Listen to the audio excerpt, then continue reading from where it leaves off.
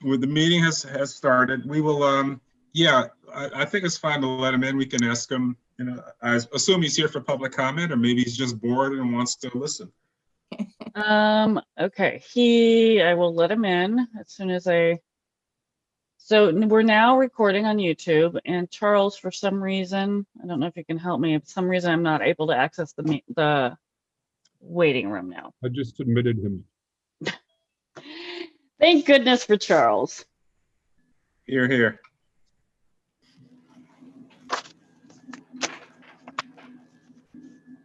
Definitely don't know how we would be going about our work It was without Charles. Paulette. Oh, yeah.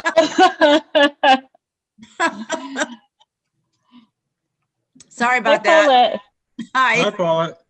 Hi, everybody. Hello. If I go off, you won't be able to see me, but it's because I'm eating something, okay? That's okay. Okay. Thank you. I'm still here. Paulette, just wondering, did you see the message I sent to the waiting room? Yes, to John. Okay. Oh, was that to me? Yeah, I didn't know that was you. I didn't know my name was going to appear that way. I've been using his account for Zoom meetings. Okay, I wondered if he was there for public comment. Okay, so that makes sense. Thank you. Well, thank you. Sorry about that. Entertainment. All right. Paulette has an alias. The member formerly known as Paulette. There you go. Right. Oh, sorry. All right. So if everyone had a chance to review the minutes from last meeting, if we could have a motion to approve them. I'm sorry, I didn't see those. That was Tracy? Yep. Maybe have a second? I'll second. Fernando? Any discussion, corrections? Okay. All in favor of approving the October meeting minutes? Aye. Aye, unanimous. All right. And we have an action item. You may have seen the resolution. Excuse me. You've seen the resolution. GIAC has applied to for their CBDO designation again. May we have a motion to approve that resolution?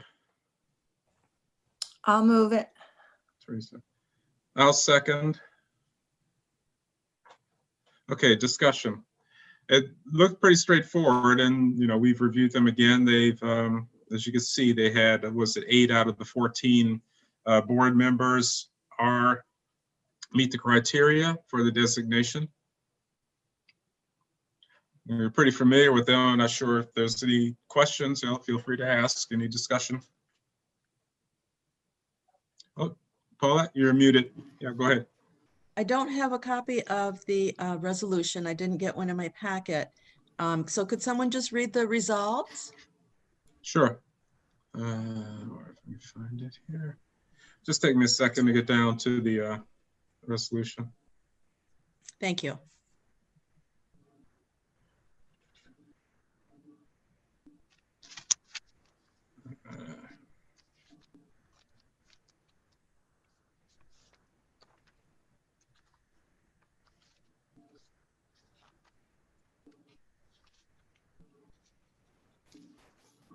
Well, you know what? You know what? I'm looking through my packet. No, I don't see that either. That's right. I'm sorry. We don't have a resolution. Okay. If people can give me a minute, I can look through. Unfortunately for everyone, I did this at my work computer in the office, and so we may need to take a break so I can find that. It's the same resolution that we've used in the past for the other CBDOs that we have approved, which I'm looking in my files right now for that. Essentially, the resolution states that the organization that applied has met the criteria as set forth by HUD, and that staff has reviewed the application packet and recommends this agency for CBDO status. I apologize to you all. I'm really sorry. Also, I find that when I have to multitask while on Zoom, my abilities are actually greatly diminished. So I'm looking right now inside my files, and I really apologize. It's very embarrassing. Okay. I think I found the resolve, and I can read the resolves. Resolved that the IURA determines that GIAC meets the requirements for eligibility as a CBDO, and that GIAC's HETP training program qualifies as an eligible CBDO activity, and it be it further resolved that the IURA designates GIAC as a community-based development organization and hospitality employment training program job placements as eligible for CDBG funding under the category of special activities by CBDOs. Okay, I'll move it. Well, the one question I have about that is, Yes. I thought we did something more general than it was specifically attached to HTTP. HETP. You thought we did some, I thought you thought we did something more general for GIAC? Well, I thought they were just in general about, you know, like if we did one, we've done them for, we do it for historic Ithaca, correct? And is it We do it for historic Ithaca and Finger Lakes reuse. Okay. Do we and INHS? Sorry, go ahead. But do we attach it to a specific program there, or do we do it in general? Because I just don't remember that. This is an excellent question. What I will say, Tracy, is in my experience, as I recall, we have attached it in the case of GIAC to HETP in the past, but you're bringing up an important question because HETP may want to, as they did last year, as you recall, they were, during the action plan, they submitted an application for their gym. And part of that application was contingent on there being a CBDO. We normally indicate the activity as well in most resolutions, but we could review that specific piece as staff before bringing, if you recommend this resolution, to the IURA board for clarification, because GIAC may want to engage in other CBDO related projects besides HETP. I think that's the point that you're bringing up.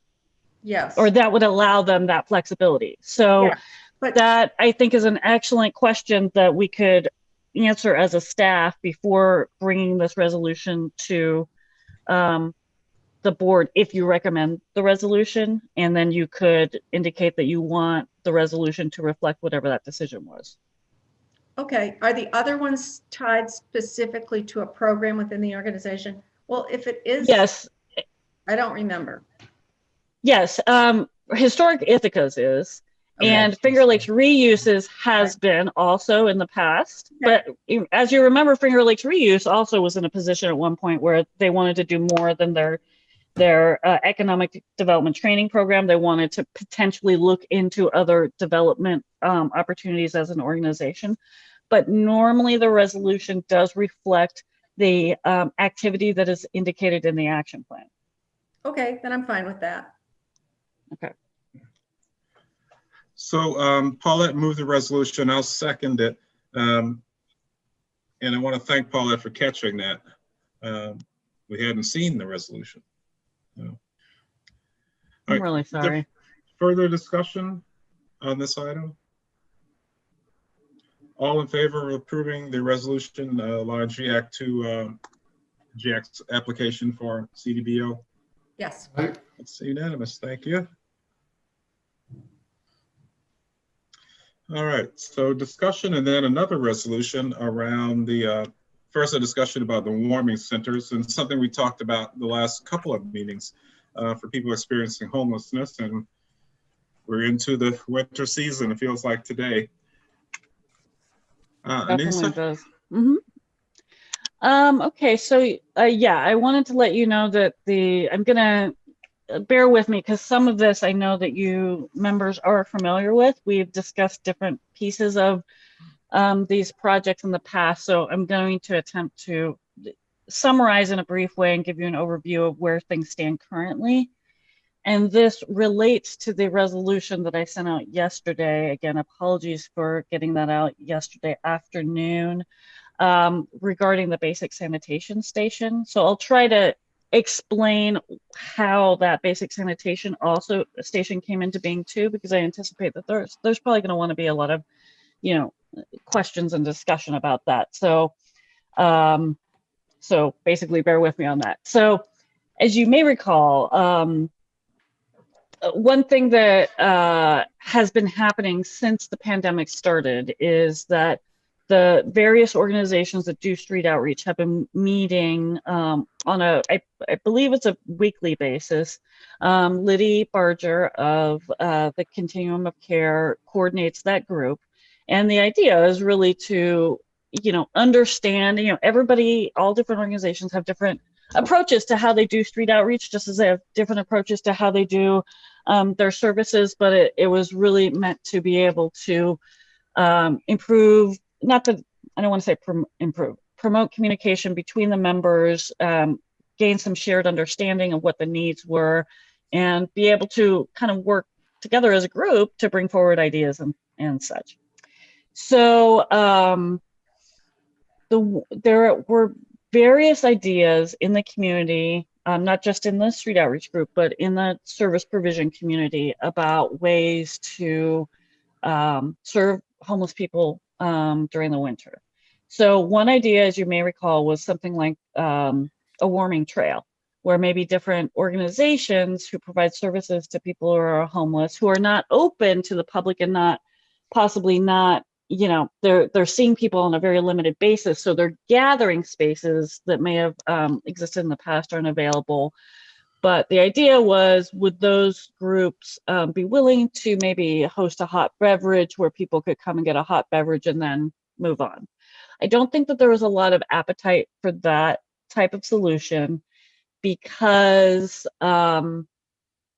basically in the wintertime, it's really not enough to just keep moving around. People do need a place that they could come and warm up. That, I think, was the most widely held view. There are still some that felt that could work, and maybe it could work, but I think for those who are looking for a winter solution, the effort then became to explore the idea of a warming center, a facility that was big enough for people to come, spend some time, warm up, and possibly get access to other services.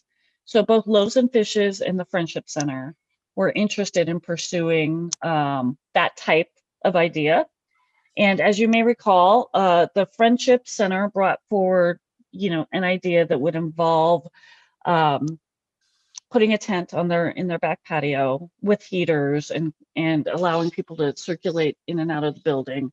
The tent being important because people would like to use the back patio for smoking and so on. However, those of you who may have been at the IURA board meeting, I think there were a lot of, very important concerns that were raised about the safety if there's a propane heater in a tent, flammability and things like that. So at the direction of the board, it was indicated that there might be interest in learning more about how the Friendship might potentially staff an annex instead of an outdoor space. Though they could continue to operate the Friendship Center, people could continue to use the patio without the tent. It would be like an additional space. So the Friendship Center, I reached out to the Friendship Center, and the Friendship Center has reached out to various locations that might be willing to, rent to them on a short-term basis. I will say that, so they reached out to all of the ones that were discussed in this group, that included Blackbird Studio, City Health, the Llama Center, John's Convenience, and Carl, I believe that you had suggested the karate studio next to John's Convenience, which I've since heard, and I haven't verified, but I've heard that that space is actually not available, but I did give them the name of the karate studio. To date, I haven't heard from Friendship Center staff that any of those landlords, or I mean, any of those spaces were available to them to pursue in terms of negotiating for a limited amount of time. Similarly, why can I not remember the name of the cookie, the locally made vegan cookie that's on the corner? There's Emmy's, yes. Emmy's Organics, yeah. I kept wanting to call it Libby's, but that's a dog I had. So Emmy's, that space was not available. They did look into that. So the idea to stay in that neighborhood of town, State Street, West State Street. I mean, geographically, are we looking for places particularly in that area of town? I didn't hear the beginning of your question. Are they looking specifically for that area of town? Yeah, I mean, would they consider a place in South that they go or I don't know, elsewhere? I think that they might consider another place. The ones that were mentioned, there were a couple reasons why. One is because if it's their annex, this would, if it was close enough to their permanent site, this would allow staff to be able to easily move. And also there's knowledge that for people that they serve, especially if they are living in the jungle or, or so on, that those spaces are more accessible. Some of the spaces that we discussed also had enough adjacencies that the Friendship Center felt that they would be able to manage other aspects of the service needs. Like, I'm not trying to say that smoking is a need, but it is a reality that people will be smoking. And so had a big enough parking lot to accommodate that the Friendship Center could oversee and things like that. But if you have other ideas, Fernando, I could. I'm thinking this winter in particular with COVID. Yes. There may be places, I'm thinking, one familiar with it, like the Unitarian Church has its annex. But I don't think they're doing activities because they're not, they can't be gathering. So, and I don't know if there are other churches or other, I don't know if the VFW is doing anything. I mean, I don't know the story with that building, but so it's possible that this particular winter, there may be a number of places available because activities are not happening. I think I don't know if there's a chance to think a little broader than the ones we talked about. Places we may not have contacted on normal times may be available now. I'll respond quickly to Fernando, and then I see you, Teresa. I think that's a great idea. And any ideas that the committee members have, I've jotted down the ones that you just mentioned, Fernando.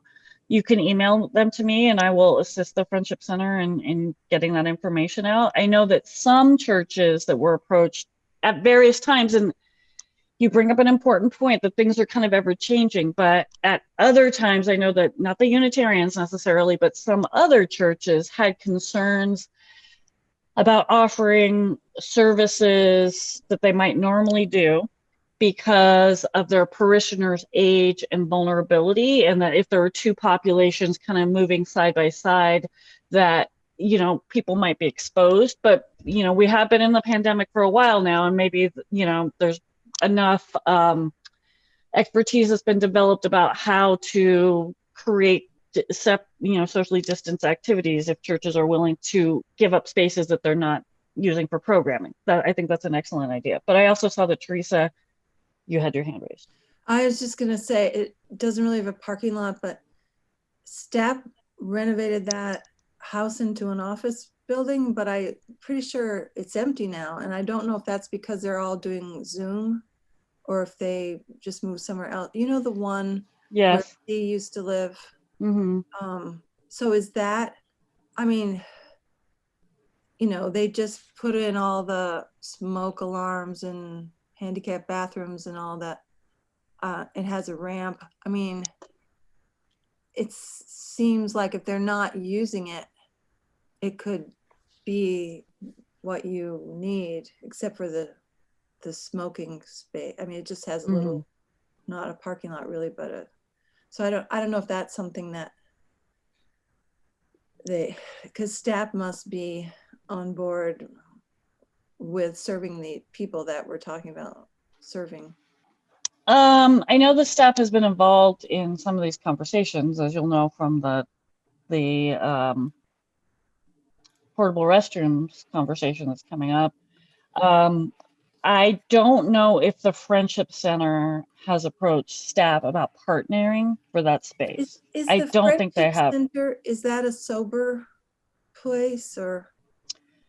The Friendship Center, my understanding is generally it's not as though they do testing or anything like that, but they do expect people to adhere to a certain set of rules. So, and I don't have the firm, I haven't asked them specifically how they handle people who may have been using, want to enter their space, but are not causing any problems behaviorally.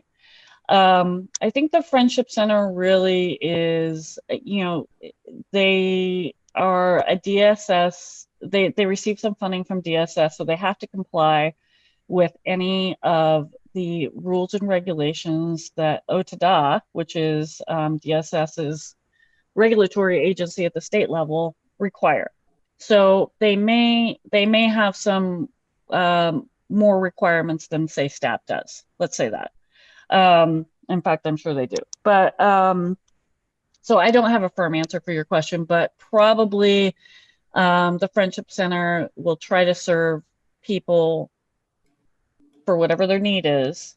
And as long as people can comply with them and are not disruptive and or obviously under the influence, will, you know, work with them to the best of their abilities. So maybe they would make some sort of pact with staff. If that's an empty building, it's right there. It's just been fixed up. I think so. That's a possibility. Again, what I will say is that because at the Friendship Center site itself, you know, there's two different issues going on. At the site that's their permanent site, they are required to operate as OTDA, you know, following the regulations. At an annex site, they may or may not have to, but the Friendship Center is the site locally that is partnered with DSS. So there may be some difficulties with them partnering with, or they may see that. I don't know if regulatorily there is, but that may be a barrier. I can explore it with them. And STAP itself has not, was not one of the organizations that, you know, said, yes, we're gonna explore a warming center. Now, maybe they would if they were approached, and we can explore that. But I think that there's multiple issues that, and I think what I'm getting from STAP is that they're totally out of money and they can't approach anything that requires $1 from them because they're barely hanging on. So I don't know if that's why they haven't stepped forward or if there are other things going on. I was just suggesting that is an empty, yeah. As far as I know, it's empty. They're not using it right now. Okay. And if they rented it, they might make some money. Well, one thing I'd like to say is that it's expensive to do something like this. The staffing, for example, as I was going to mention with the Loaves and Fishes warming center, let's transition to that. So Loaves and Fishes, they're a concept for a warming center, something that Christina Culver, their executive director, really wanted to see, is because they're still in a space of doing takeaway meals. A large thing that she really feels has been lacking is their advocacy program, which formerly, you may be aware, J.R. Claiborne used to be their advocate, and he's moved on to the Veterans Administration, but she has funding to fill those positions, and the advocates, you know, work with people to help connect them and or resolve whatever needs are emerging for them. So she really feels that in addition to, you know, people not having a space to gather, there's this real lack in people being able to connect with those services. So she approached Tompkins County Public Library, and the librarian was amenable to Loaves and Fishes utilizing the Borg Warner space for 3 months, or I guess it's actually 4 months, December 1 through the end of March, to provide that type of space. So that has been funded by Park for 3 months. And the concept as it stands right now is that there will be 2 Loaves and Fishes staff people every time that site is open. The hours that they would be looking to be open would be Monday through Friday, 8:30 to about 2:30, if I'm not mistaken. Some of this is in flux. They're trying to get it together right now. They have a short time frame, so some of these details may change. She was not looking at offering a full meal at that site. If they do provide food or drink, they would try to keep it very contained, and the idea would be to have plexiglass enclosures, not enclosures, but like carrels, for anyone who needed to take their mask off, so that they would be able to maintain distance, be in a plexiglass type carrel, sitting, facing the plexiglass, probably in front of the Borg Warner windows, if that were needed. So those would need to be fabricated. But the idea would be that everybody otherwise would be masked inside the space.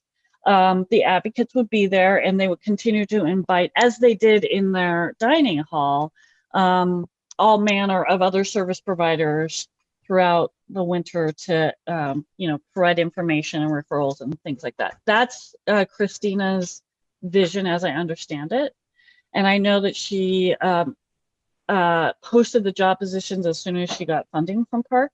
I don't know where she is in hiring for those positions. And I also know, just from experience with Christina, that it's very important to her that the staff be onboarded in a way that, she feels is appropriate. So there's a lot of moving pieces if that place is to get up to speed and able to open for December 1st. So we might be looking at something like it, starts with less expansive hours or something like that. I'm not sure. I haven't been able to speak to Christina directly about where she is in her planning process. So both Liddy Barger and I have met with her at various times about this idea and are willing to help provide technical assistance. So I mention all of this because, as you may be aware, the Friendship Center and Loaves and Fishes have 2 different ways of operating. Neither, I'm not saying one is better than the other. It's just that they're going to be pursuing whatever they want to pursue in line with how they operate now, probably wanting to extend those operations or possibly try some new things. But, I think we need to expect that both of those places will really be working based in their current type of service model. So despite Loaves and Fishes getting funded for 3 months from Park, I still continued on with discussions with the Friendship Center because, again, if the Loaves and Fishes Center is open for 3 months, but in the hours that I described, that doesn't include any later afternoon hours or weekend hours. So there could still be potentially the need for some overlap space. And, the Friendship Center saw that as well. They did investigate exclusively using their own space. And if they converted their R1 dorm, they feel that they could have 11 people in the Friendship Center socially distanced at any one time, which is not a lot. It's a very constricted space, but they were willing to consider that. So, at this point, what I have to say is, we're now in November, and I don't think the Friendship Center has had a lot of, they haven't indicated to me that they have identified a space. So if you all have ideas that you want me to forward, I can. But I think what the issue is they're trying to investigate that while doing all the things that they're trying to do, delivering meals. You know, they're going to code blue from the state. It's been, you know, the DSS has been notified that code blue will be in effect this year. So the state will reimburse for hotel rooms for people on nights that are 32 degrees or below. The Friendship Center administers that. It's, you know, it's a lot that I think service providers are trying to do. Yes. Remind me where the actual offices are, Friendship Center, like where's their home base? At the Friendship Center. But where Yeah, is it's that like, location? it's in the 600 block of West State Street. So, you know where the Cancer Resource Center is, the former shelter. Okay. Well, there is a shelter there still. Yes. My question is, okay, doing 11 people at a time, how many did the Friendship Center usually have? Did they usually have more than 11 at a time? That seems like a pretty good start. And then I wondered how much it cost to fund Loaves and Fishes for that 3 months. I was just, you know, what is the cost for that? Okay. So the Friendship Center, what we were talking about, 11 people at a time, that would be during the day. And I was a little surprised that the Friendship Center said that they don't have numbers from their past years. So that was one. Okay. So what I will say to that, Tracy, is that was a recommendation that I made to them, that they need to be able to produce numbers, especially if they, you know, if they're trying to make a case that they're serving a lot of people. I will say, when I have been to the Friendship Center at various times, not including winter, I've seen more than 11 people in that building at one time. Okay. So basically it's, you know, however many people they felt like they could, you know, they could be in there and meet fire code. I don't know what the fire code number was. The Loaves and Fishes space, if you give me some time, or I'm sorry, I don't know the number off the top of my head, even though I worked with Christina on that budget. Very bare bones budget. I will say it was extremely affordable for what they were doing. And I would say off the top of my head, I think it was about $40,000. I could be wrong. I will email you after, or when we have a break, I can look into the paperwork that I have. I mean, given what you've just told us, it seems like just going forward with the Loaves and Fishes space seems the most doable right now. I mean, there's, you know, the Friendship Center, they might want to be doing more on their own if they see this as their mission, rather than, you know, we keep having to say, oh, check this, check this, check that. The Loaves and Fishes sounds like both parties are involved and think it's okay. Okay. So I have a couple of questions. Well, one is in terms of another site to add to the list for possibilities. So on Fulton Street, there's the old location where Sparrow's Wine Shop was. That's empty now. Now, one problem might be that, yeah, the people that they sold it to moved to next door to the Finger Lakes Beverage Center. Okay. All right. But one problem is in that lot, there was another building that housed a daycare, and I don't know if the daycare is open. Well, I don't know if daycare is the right word, but it was a child care center. And so if the child care center is there, I doubt if they would want a homeless shelter or warming station, you know, next door to that. It might not even be allowed by law, but they may be closed because of COVID. So that's one possibility. And that, I think that building's owned by the Choskys. Okay. You know, Tim and Terry Chosky. And my question though was, do we have an idea yet of, it sounds like, well, Loaves and Fishes got funding from Park. The Friendship Center may be coming to us for funding. Do we have any idea of the range that they're talking about that they may ask us for? You know, we let them know that we had about 38,000. These conversations began before IURA received notice of the third tranche of funding from CDBG. CV, but we let them know at that time that there was about $38,000 available for this use. But because they haven't been able to locate a space, they haven't been able to estimate what the rent would be. they, like Loaves and Fishes, they do, I think that they would want to have 2 staff people there if possible. And if it were an annex, they wouldn't be able to, I mean, the advantage of being at the Friendship Center themselves is they could use existing staff. If it were an annex, they might need to hire on some seasonal staff or something like that. So, and to the question of like, why isn't the staff involved? Could they get involved?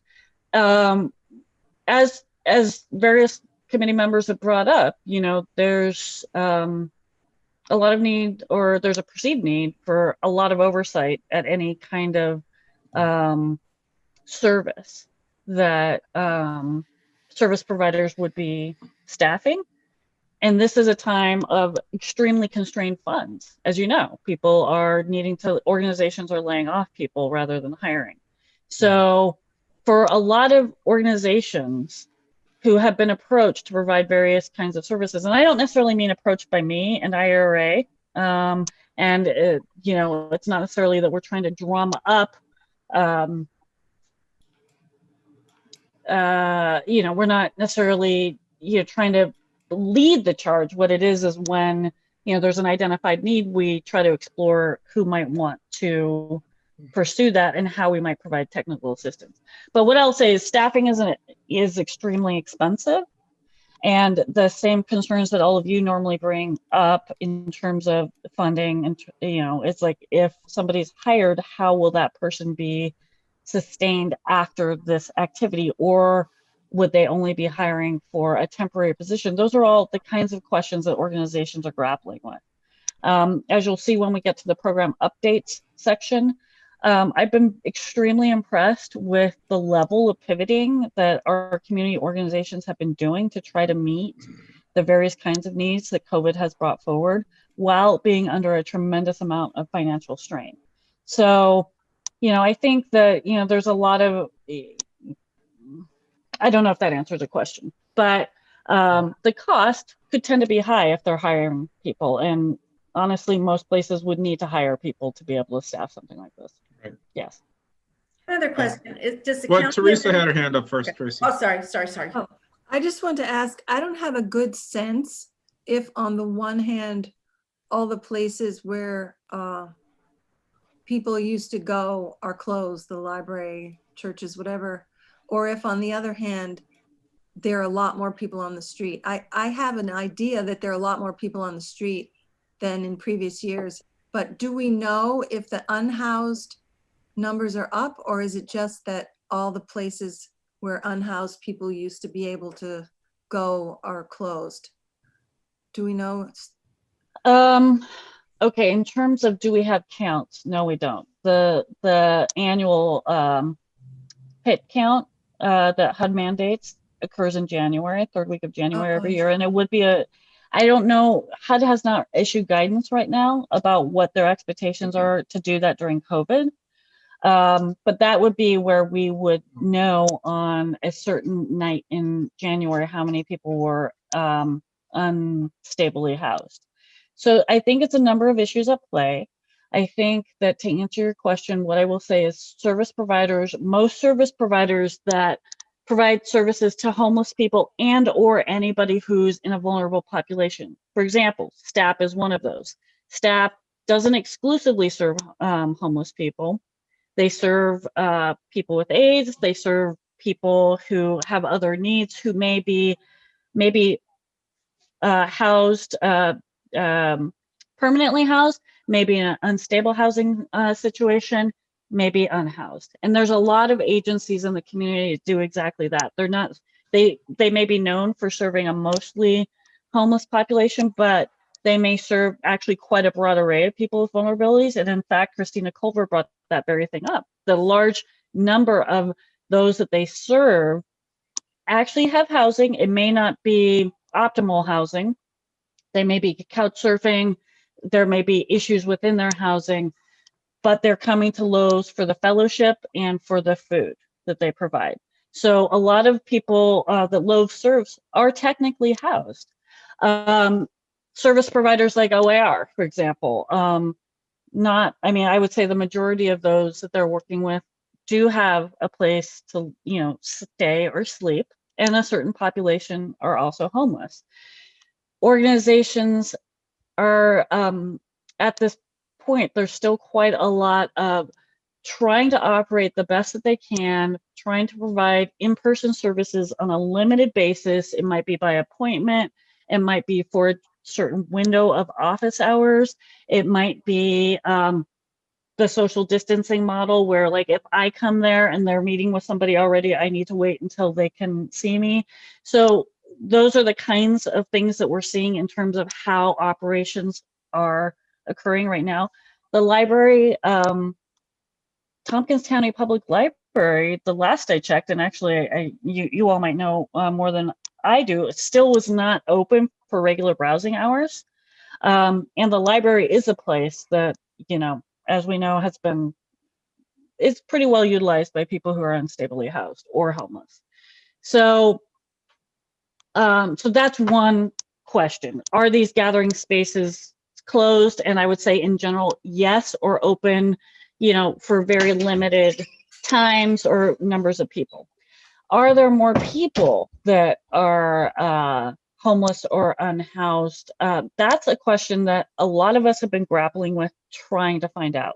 As you know, the eviction moratoria is still in effect from the CDC until the end of December. Yet every time the eviction moratoria is amended or changed, usually it's more specific, ever more specific about the moratoria is specific to people who have a COVID impact. So, for example, the docket of the Tompkins County, I'm sorry, not Tompkins County, City of Ithaca Housing Court shows that there's 2 eviction proceedings that are now on the docket for December. Now, those would have been initiated before COVID. They would have been in arrears before COVID. They may be adjourned, they may get a later date, but they're on the docket. So again, we can't necessarily tell from that. I think what we're seeing is there is a lot of need for food. There's a lot of people that have been trying to prioritize using whatever cash that they have to pay their rent, but that people have a high degree of needs. And so, you know, and something that we haven't even touched upon, but it has been a big topic of concern during the pandemic, is people who are living in situations of domestic violence really don't have a lot of alternatives right now. So, you know, they may be not able to get relief from their situation.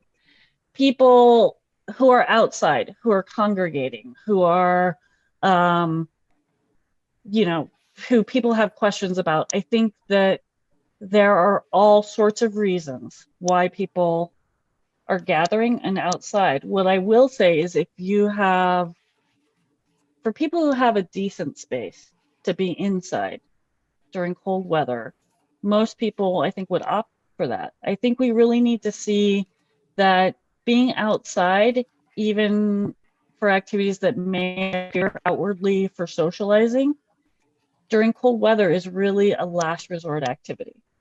People need a place to be. Homeless people do not have places to be. You cannot gather on private property unless you are quote unquote invited by the law, right? So, and you know, and generally cities and municipalities have a lot of restrictions on where people can be in public places. So being homeless is really a situation of not having a place to be, and not wanting people to be in a particular place doesn't solve the problem that that person has of needing a place to be. So I know that doesn't completely answer your question, Teresa. There's a lot of questions in the community right now about who and how best to serve people. But what I will say is the services that are available are very limited right now. You know, before you go, Tracy, I just want to quickly say, we have 3 other items on the agenda that I'm sure are going to be pretty big discussion items. So Tracy, and then we should move on in our agenda. This is really quick. What about the county building on State Street? Is there space in that? Because it's right there. They used to have that conference room. I don't know whether that's still being used or not, or used as something else, but how about check with them? Or maybe you have. The DSS building? Yeah. Okay, I'll check with them about the conference space. or whatever they have in there, you know, just like other buildings have space that's not being used. Okay. Thanks. Okay. And this, of course, this conversation ties into the next resolution, which is the application or the resolution rather for STAP and the basic sanitation needs, so the restrooms and hand washing stations. So that resolution was sent to us. I think everyone has seen it. That's the one with a page full of whereases. And this would be using the COVID-19 funding from HUD. Excuse me. Yes, it would be. And the resolution looks to the resolution recommends that the city authorized through IURA authorize an allocation of up to $7,500 from the COVID relief funding for basic sanitation activity to be implemented by the Southern Tier AIDS Project, and that the 2019 HUD Entitlement Action Plan be amended to include this activity that responds to and promotes prevention of COVID-19.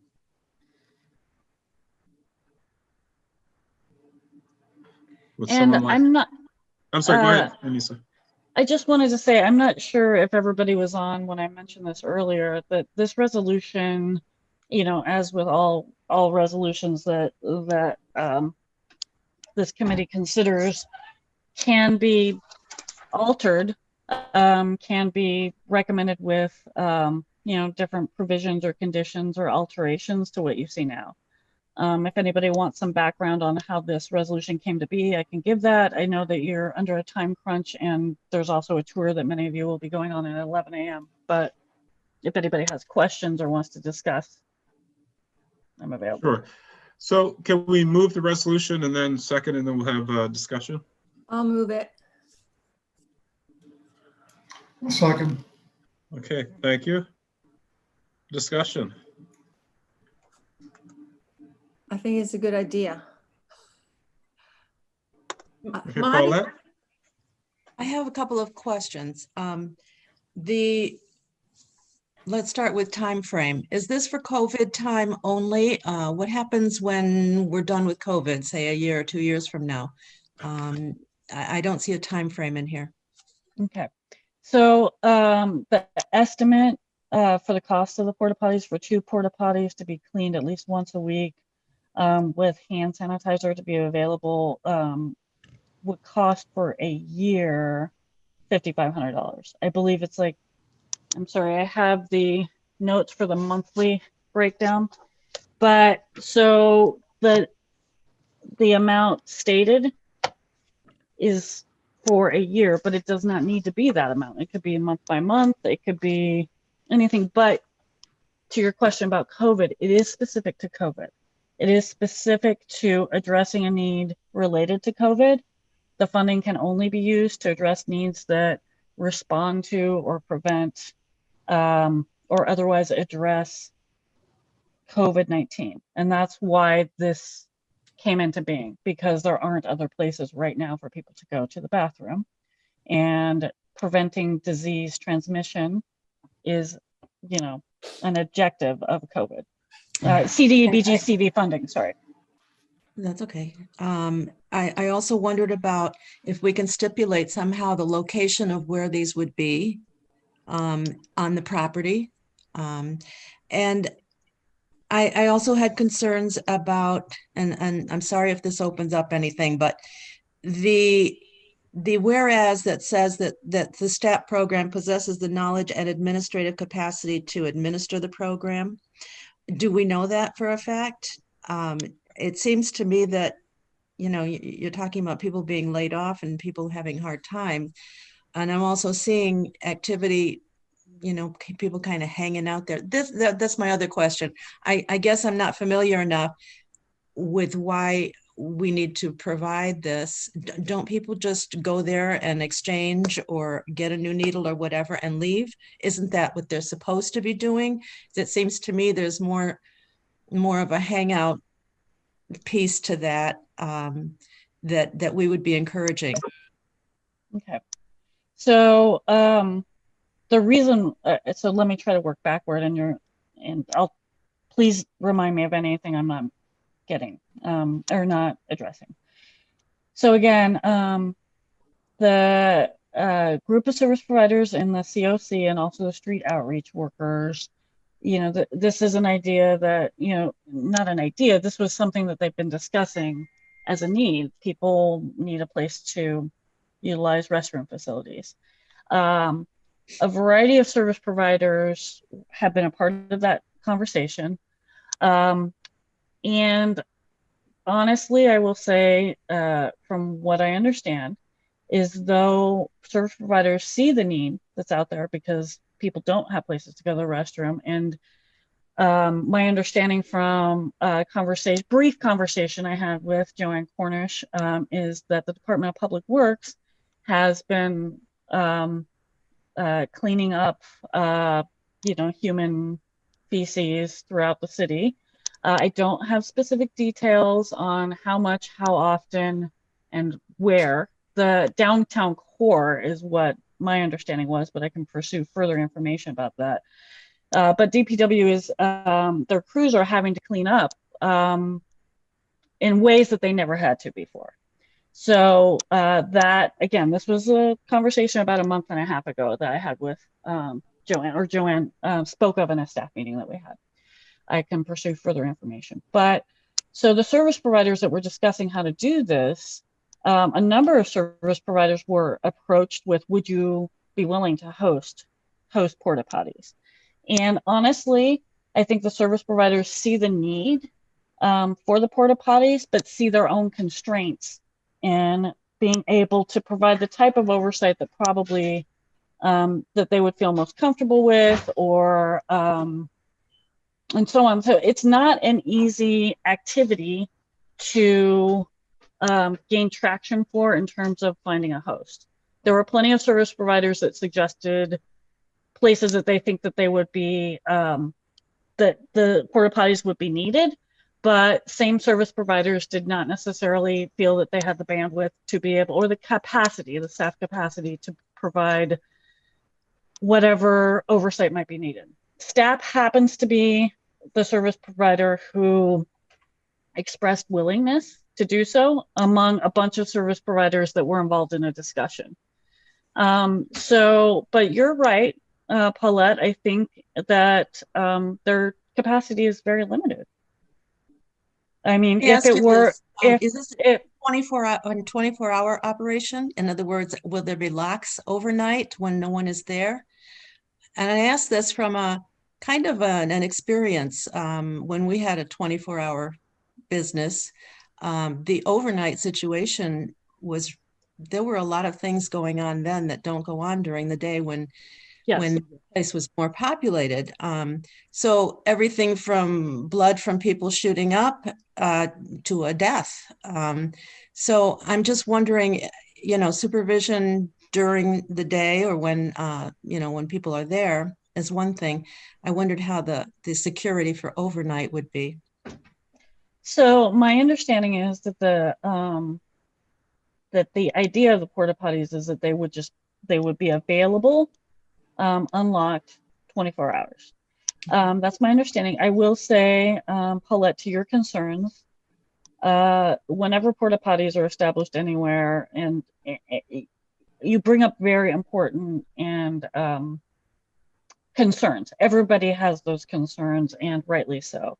I spoke to Liddy Barger, who was able to, who got hand washing and porta potties into the jungle at the beginning of the pandemic. Park funded those. These were the same kind of concerns that she had at the time, and she said that those concerns in the jungle have not come to the fore, that the porta potties have continued to be used for what they need to be used for. And so they have not had the unfortunate unintended consequences that I think that, people rightly fear. That's not to say that that wouldn't happen in a different site. I'm not trying to say that that's a guarantee. I'm just saying that that's one local example.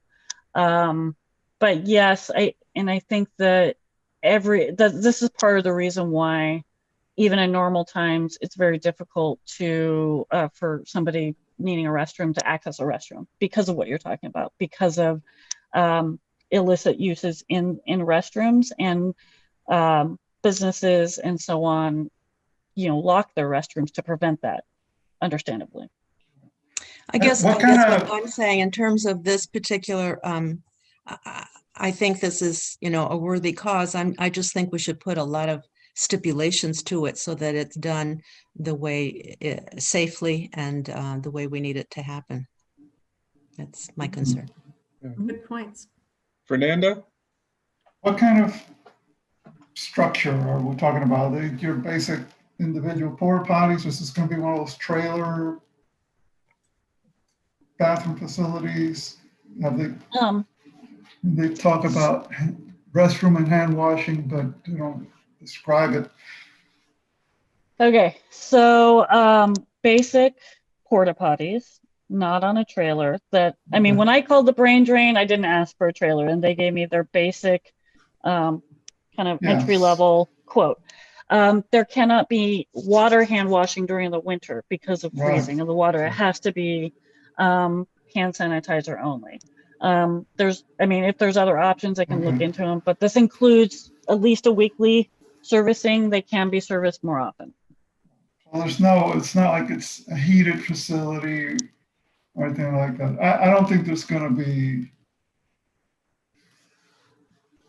much attraction to do anything but the business of a porta potty in a place like that. I mean, it's just, if you're telling me they're heated, then yeah, you may find people show up to spend the night because it's heated. It's just a porta potty. I fully support putting them in there, and yeah, I know the concerns that Paul is expressing are real, and something to keep an eye out. But, Tracy? I think I have had concerns with the maintenance of the property in the past few months. Well, probably 7 months. Are people being encouraged to hang out there now or stay around all day? They seem to be there. There used to be signs that said you're not allowed to be on the property when the agency is closed.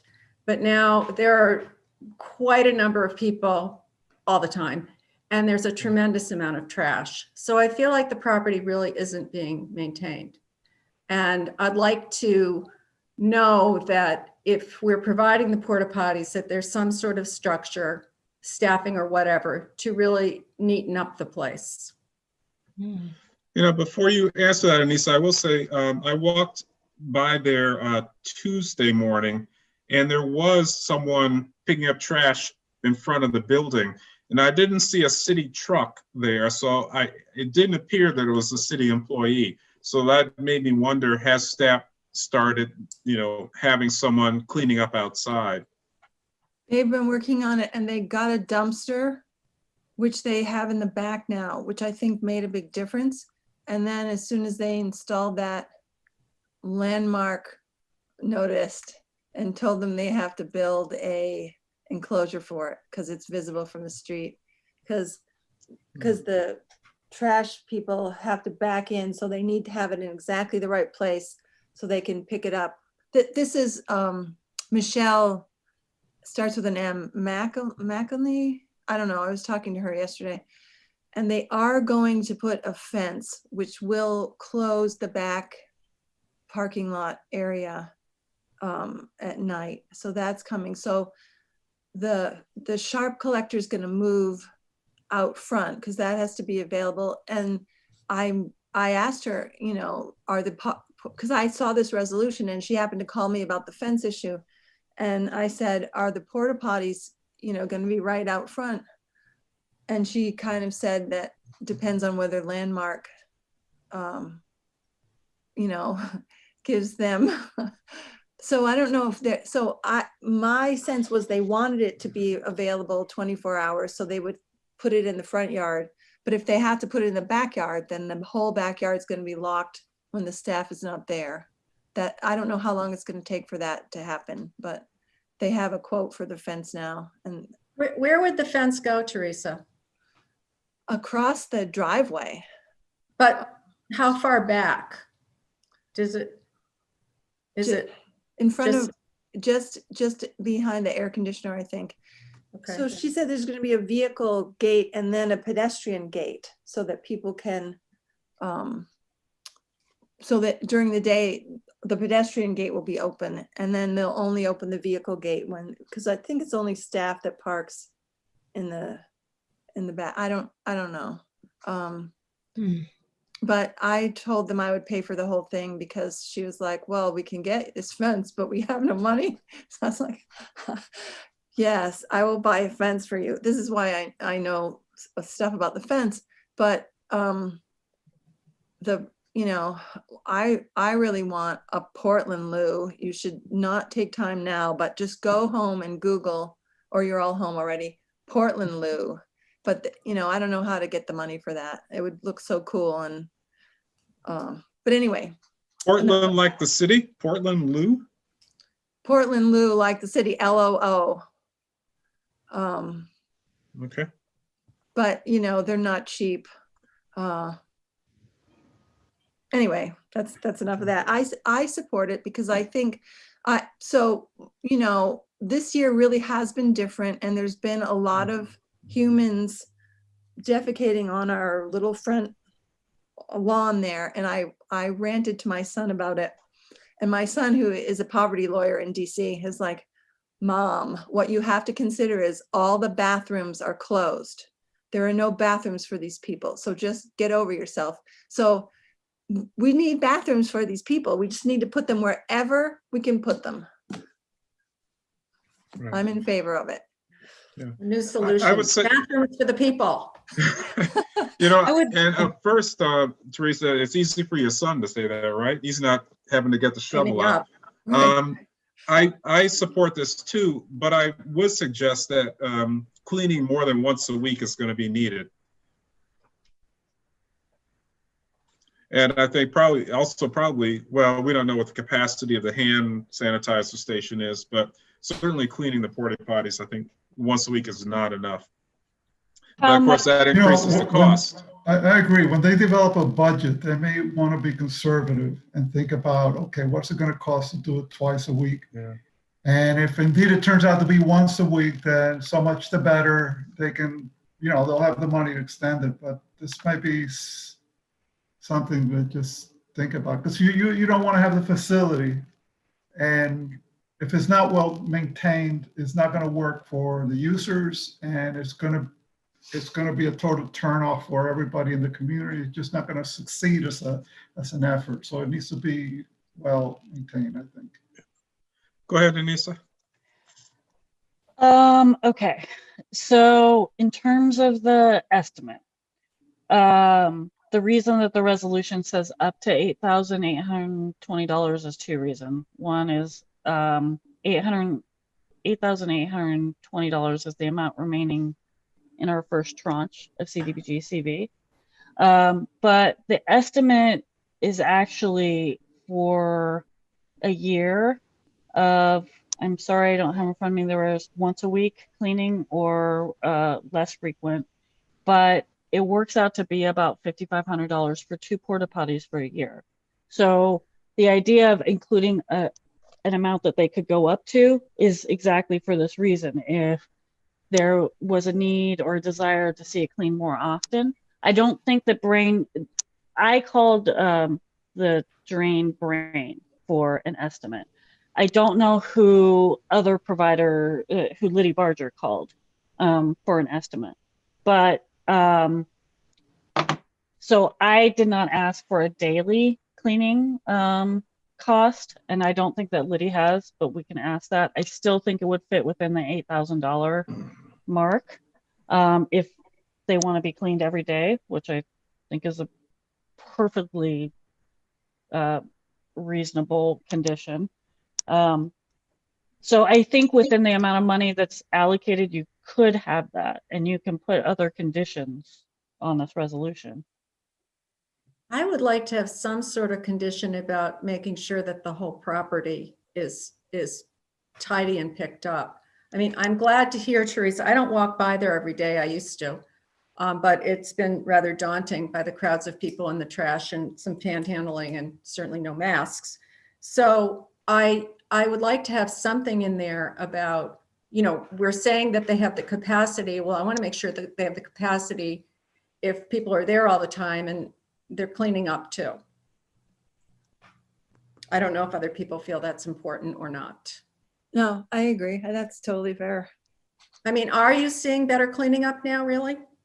I just couldn't believe the trash when I was going by. I am really seeing it because Okay. I think that people are, people were I mean, I think the dumpster helps a lot. I don't know. It's very hard to know, but it's definitely, but the mask, I mean, when I complained about the masks, she said that they have 50,000 masks and they hand them out all the time. But a lot of the people that gather are not their clients, or not their participants, or whatever their word is. So I think it's. So is it just functioning sort of as a clubhouse gathering space now then, if they're not the customers? Right, especially when they're not there on the nights and the weekends. And the cold weather, usually it dies down.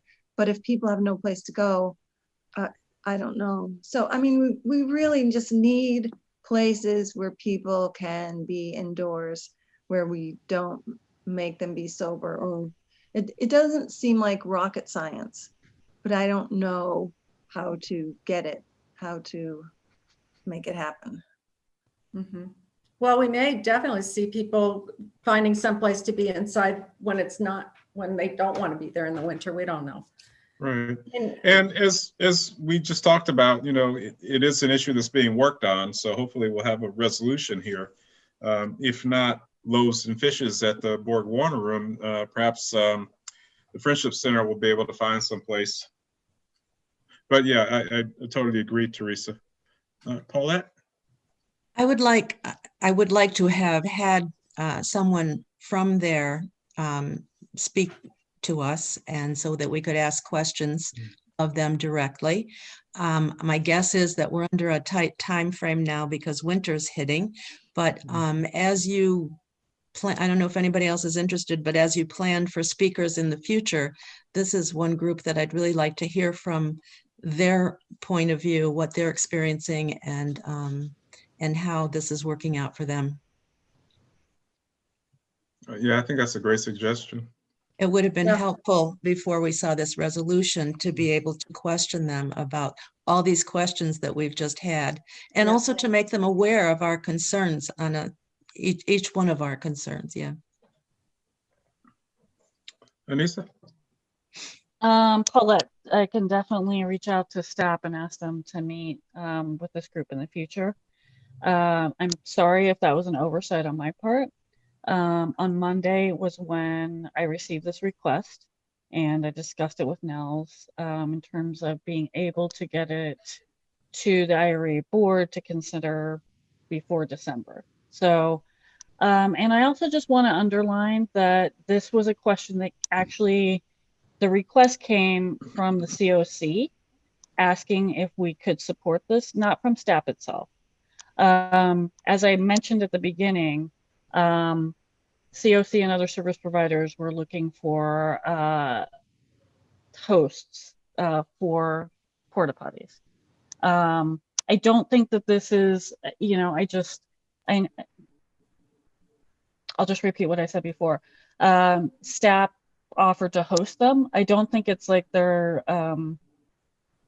most burning desire to do this. I think they're trying to provide, you know, to provide to meet a need that the community has identified.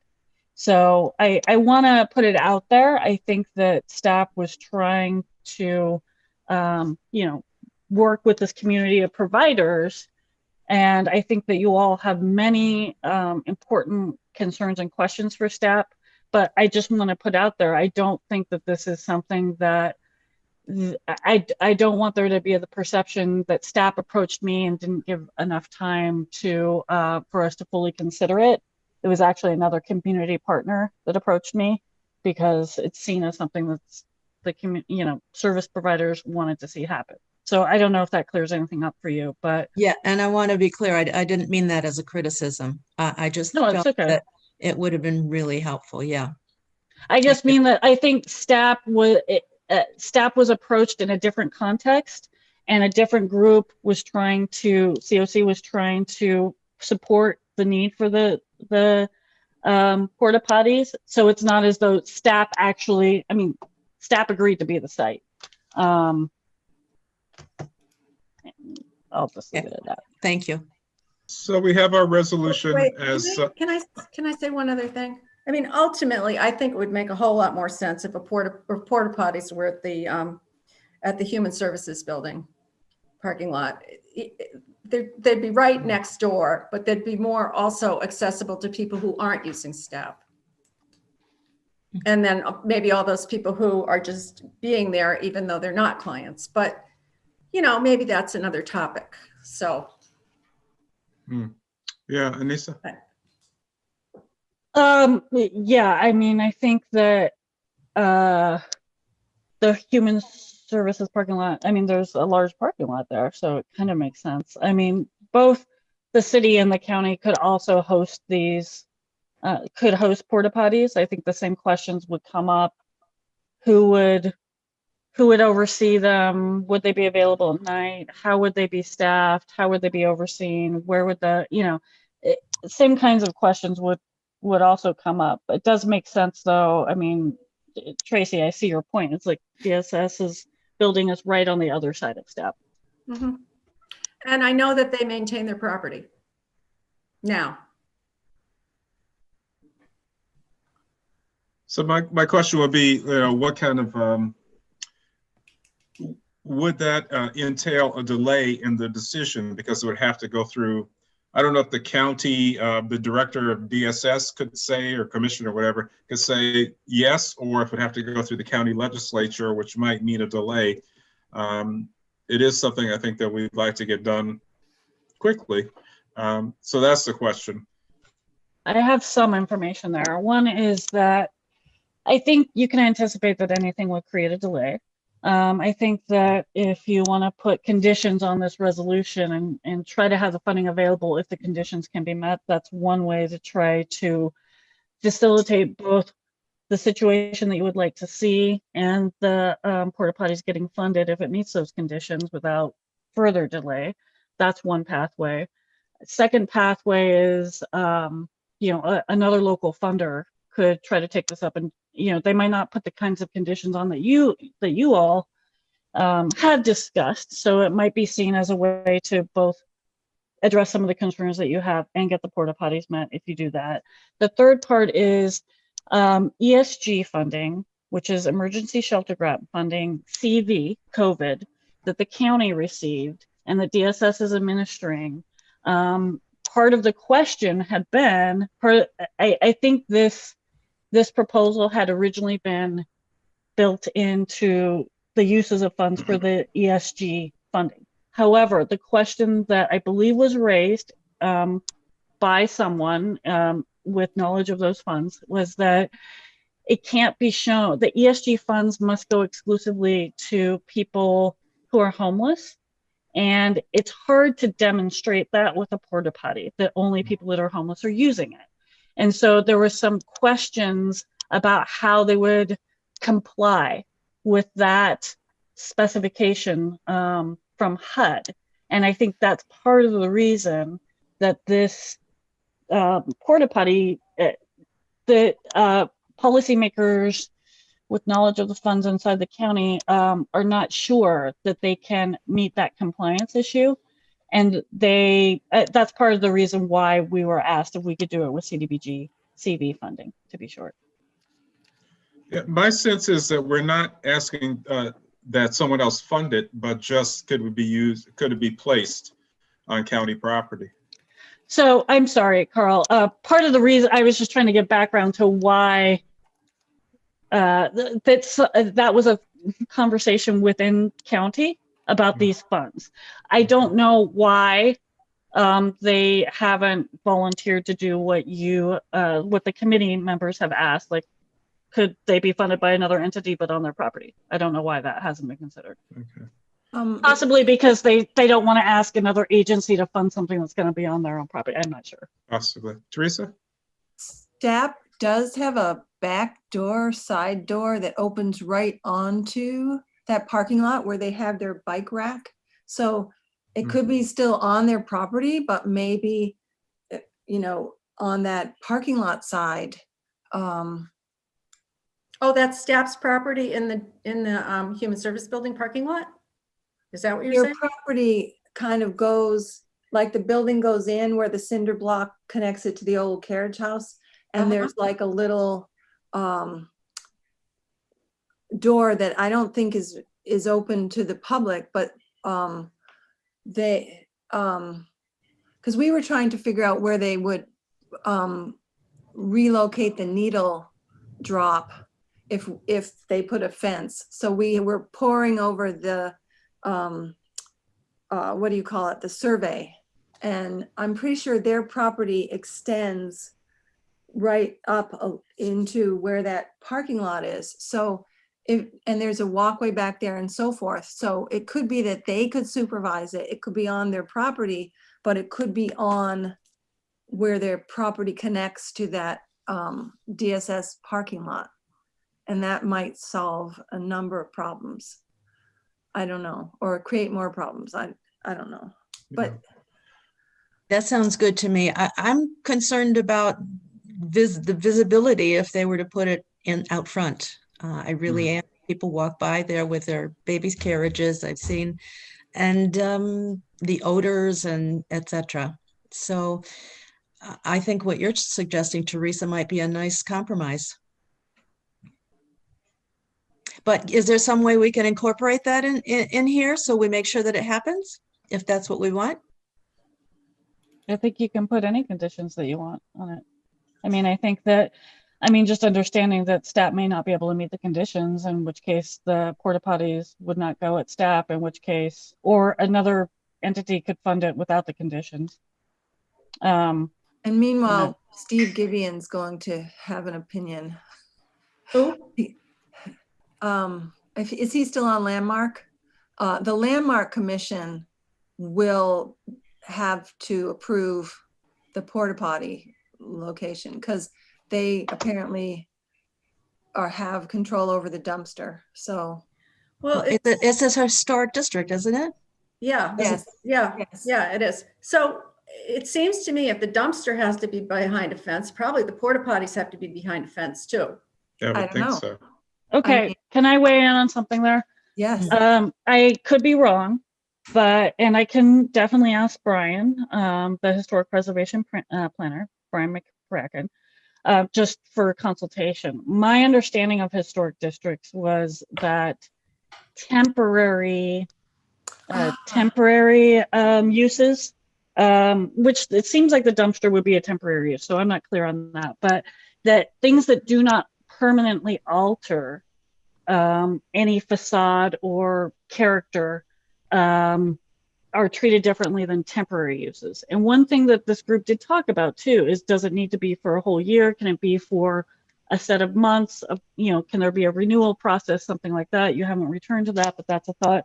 And I can reach out to Brian about that. And I didn't reach out to him initially because my understanding was it as a temporary use had a different regulation. Maybe it's not an issue at all.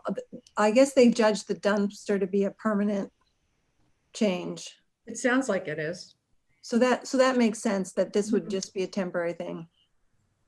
Okay. All right, so we have this resolution, but then we've discussed some modifications.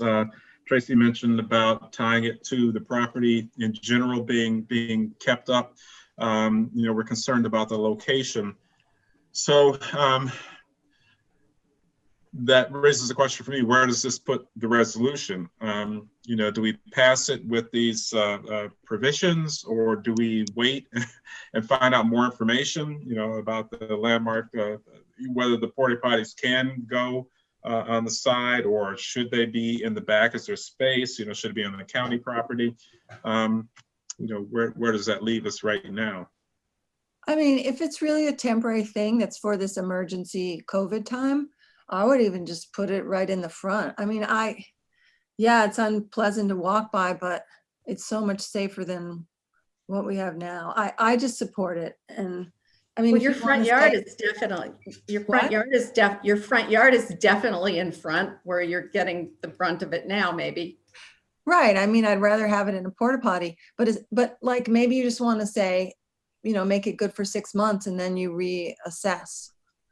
Would that work for people?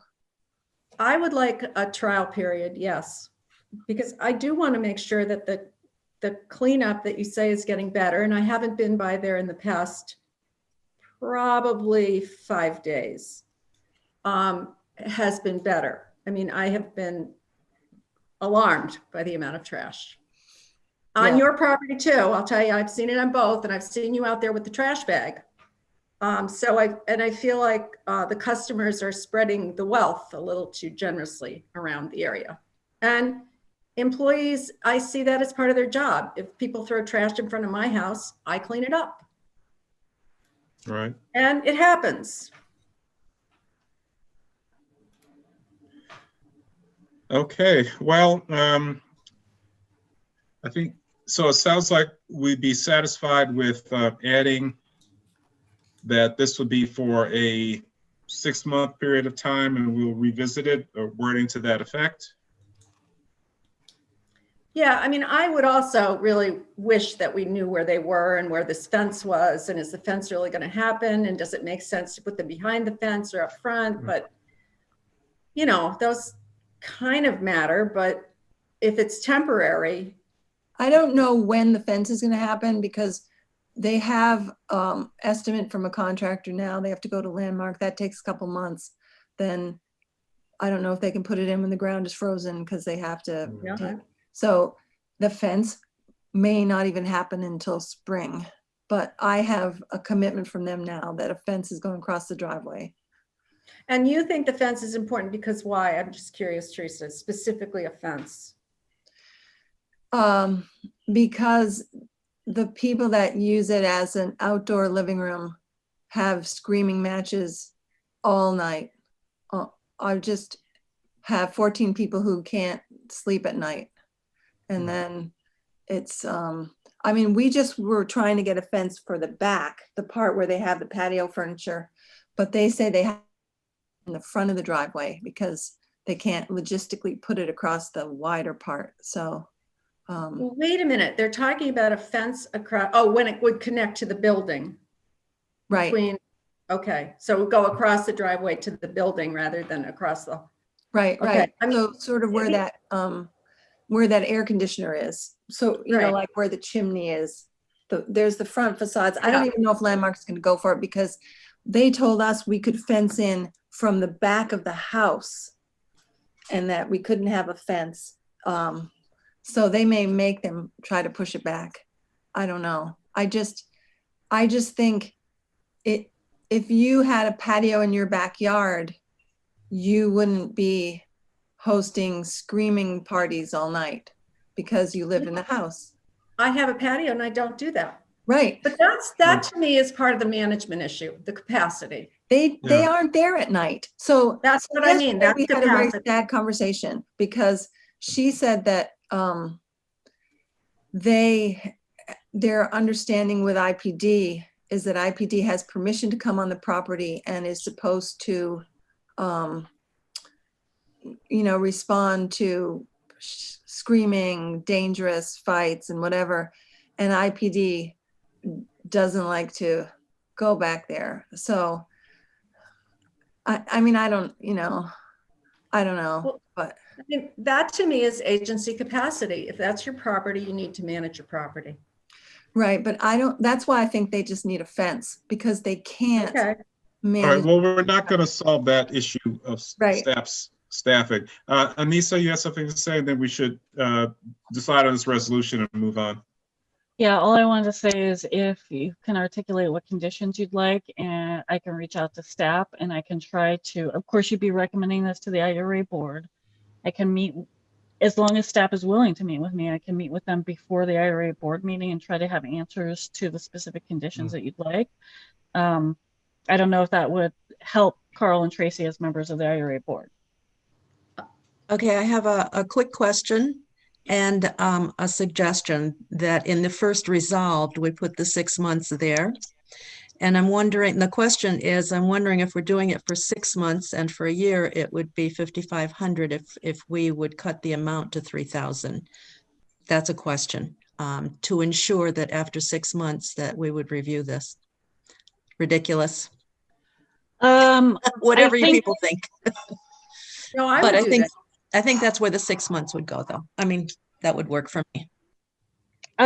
Just on the point of the funding, you can change the funding amount, but you can also just, I believe you can put the condition in that future funding, you know, after X time is contingent on meeting those conditions.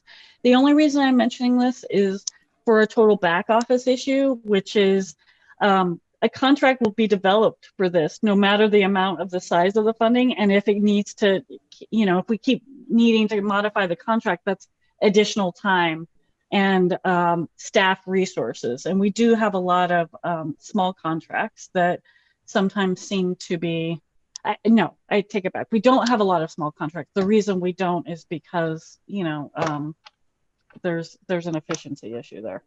So you have our concerns, right? Yes, abundant concerns, but I'm not sure which are your priorities that are the actual conditions. If you could, I mean, I don't know if all of the concerns could possibly be met. So could. Gotcha. I would like to, I like the 6 months. I also want to say that it's conditional on property maintenance. Meaning property maintenance, meaning trash pickup at what interval, and do you want mask signage, and what other signage would you like? Daily trash pickup. Okay, can that be Monday through Friday, or does it need to be 7 days a week? I think it should be the weekend too. Honestly, I do. I also I want the condition of the fence, given what Teresa said about the backyard and what's happening there now. Sorry, Trey, what do you mean the condition of the fence? Well, that there is a proposal and funding to do a fence where Teresa was talking about to block off the back so there's not that big issue all the time. So is the condition that the fence be in place before the porta potties can be placed? Well, what Teresa's just said is that's not going to happen. Well, I'm wondering what the condition of the fence is that I should put in there. That there is a plan and funding and a timeline for the fence. Okay. Within, I don't know. I mean, honestly, I would move to table this until we have better information, but that's me. I would too. That's funny. Yeah. Fernando, you had a comment? Well, yeah. I disagree with limiting it to 6 months. I do agree with, you know, requesting some sort of evaluation of how things are going at 6 months, and maybe the city can reserve the right to step down or to, you know, end funding at that time if things are really not going well. So some sort of evaluation, but I'd like to secure the money for the year. I mean, I don't, it seems like, you know, this would be the time to do it. And with the expectation that the program will take place and will take place in a way that will be acceptable. As far as the design stuff, you know, I've heard the discussion. I just don't think we're the right venue to do the site design. We're talking about the fence, but is it possible that there's some other solution? I mean, so I don't know if there's an opportunity to request that they do some sort of site design. What other than just dropping a couple of porta potties there, what other thinking have they given to how this is going to fit into the space and how it affects neighboring properties, et cetera? the flow of people in and out.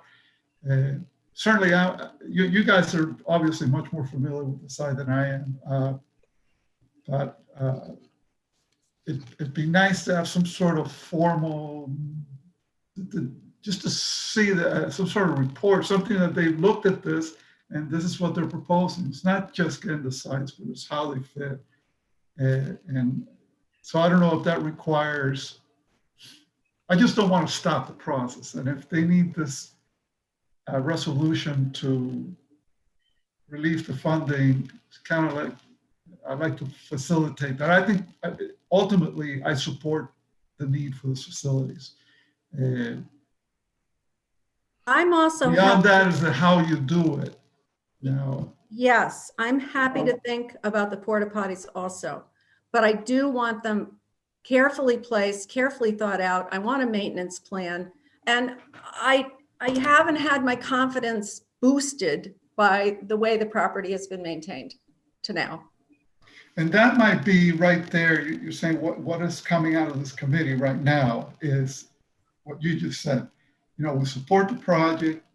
It should be accompanied by a site design and a maintenance plan. And before the city signs the agreement, you know, we're going to agree to this resolution, but you also say, you know, we can make it clear that this additional component should be taken care of. You know, having some sort of site design that has been reviewed and makes sense, and a maintenance plan of some sort. How often are you going to be there? And you know, I just don't know. How do you insert that into a process so it makes sense and keeps things moving ahead? I'm not sure if we can keep this moving. You know, there's so many conditions, and I'm not even sure if Anissa was able to capture them all, that we may indeed need to table this until next month. I would agree. What impact would that have in this project, Anissa? Well, I would think that once we approve it, then staff would be able, or whomever, the COC would be able to order the porta potties that have in place fairly quickly. So the delay would be, what, a month and a week maybe. So say I would think they'd get them in place within a week of us approving it, but maybe not. And I'll defer to Anissa on that. No, okay. Because a contract needs to be drawn up. We need to enter into a contract with STAP. COC is not an entity that's authorized to accept funds. So the contracting issue is an issue. It's like if you've ever reviewed one of our contracts, they're pretty thorough. Yeah. Excuse me. Does it make sense to add a requirement for a maintenance plan and some sort of site evaluation or approval as part of that contract, as part of that agreement? You know, you sign the agreement, the first thing you do is, you know, get a site evaluation, develop a maintenance plan. Then you move to the second part of the contract, which is installing the things. I mean, can you do it within the agreement? Are you asking me that? Me? Okay. I think that, again, you can place as many conditions as you see necessary. STAT may not be able to meet the conditions, in which case the project would not go through, but the funding that was available for the project, if the conditions were met, would be there. So if the conditions aren't met, the funding won't go through. To answer previous questions, my understanding of STAP's plan was that the porta potties would go in front on the street side of the gate and the fence that Teresa's described, in front of that, in the driveway. But it wouldn't be blocking the driveway, right? So that, you know, cars and pedestrians would be able to get through. So the exact placement in their front yard, I'm not sure. They would be temporary. It's a COVID specific need. So it's not that you would be funding them forever. You could do 6 months. You could do it contingent on when there's, you know, widely available vaccine, all of those things. Again, you can place the conditions, and then you could perhaps be able to see some of the results of the conditions that you'd like to see, like the trash pickup and so on. You may also have the situation where staff decides, like, okay, we agree with you. We don't have the capacity to do the porta potties. The porta potties don't happen. People continue to defecate outdoors. Department of Public Works continues to do that cleaning until at which time, if there's ever another solution that comes forward. I'm sorry, I have to say something. My husband's doctor just called and he's moved up the appointment from 11 to 10 minutes from now. So I have to get off. I'm so sorry.